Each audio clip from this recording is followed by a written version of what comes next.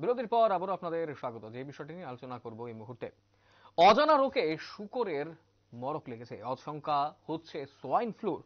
জারুলবাজার এলাকায় প্রায় 25 থেকে 30টি শুকরের মৃত্যু হয়েছে, এমন কথাই কিন্তু জানা যাচ্ছে। অজানা রোগে শুকরের মৃত্যু এবং আশঙ্কা করা হচ্ছে সোয়াইন ফ্লুর। জারুলবাজার এলাকায় প্রায় 25 থেকে 30টি শুকরের মৃত্যু ইতিমধ্যেই ঘটে গেছে। অজানা রোগে শুকরের মৃত্যুকে কেন্দ্র করে স্বাভাবিকভাবেই একটা আতঙ্কেরও সৃষ্টি হয়েছে পশুপালকদের মধ্যে, এবং গোটা বিষয়টাকে কেন্দ্র করে অনেকটাই চিন্তায়ও রয়েছে পশুপালকেরা।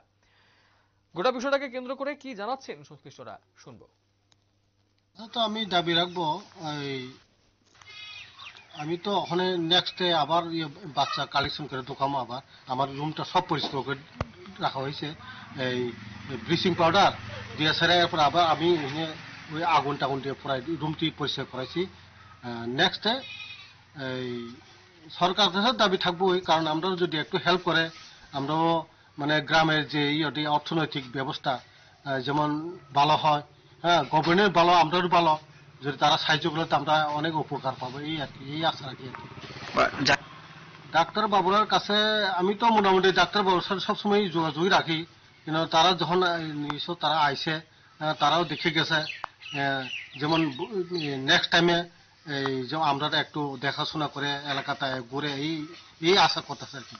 বিক্রি করার হয়, তাহলে এগুলা খেলে মানসিক ক্ষতি হতে পারে নাকি, কি মনে করেন? রুগী তো আমরা বেশি, আমি তো সব গাঠাই লাইছি এটারে, ওইটারই এই ওইখানে 3-4টা গাঠাইছে, বাইরে 4-5টা আমি সব এটা গাঠাই লাই। বা দেখ, যেটা রোগ এই রোগ হয়ে যে মারা গেছে, এটা বাজারে বিক্রি করা তো এটা উচিত না আর কি, আমার মতে। আপনারা শুনলেন সংশ্লিষ্টরা কি জানিয়েছেন। এই শুকরের মৃত্যুকে কেন্দ্র করে পশুপালকরা অনেকটাই কিন্তু আশঙ্কিত হয়ে রয়েছেন। এই ঘটনাকে কেন্দ্র করে আশঙ্কা করা হচ্ছে সোয়াইন ফ্লু, যদিও এখনো পর্যন্ত সঠিক কোনো কারণ কিন্তু জানা যায়নি। অজানা রোগে শুকরের মৃত্যু হচ্ছে। জারুলবাজার এলাকায় প্রায় 25 থেকে 30টি শুকরের মৃত্যু ইতিমধ্যেই কিন্তু হয়ে গেছে, এমনটাই কিন্তু জানা যাচ্ছে। সময় ছোট বিজ্ঞাপন বিরতি, রয়েছে অন্যান্য সংবাদ, সঙ্গে থাকবেন।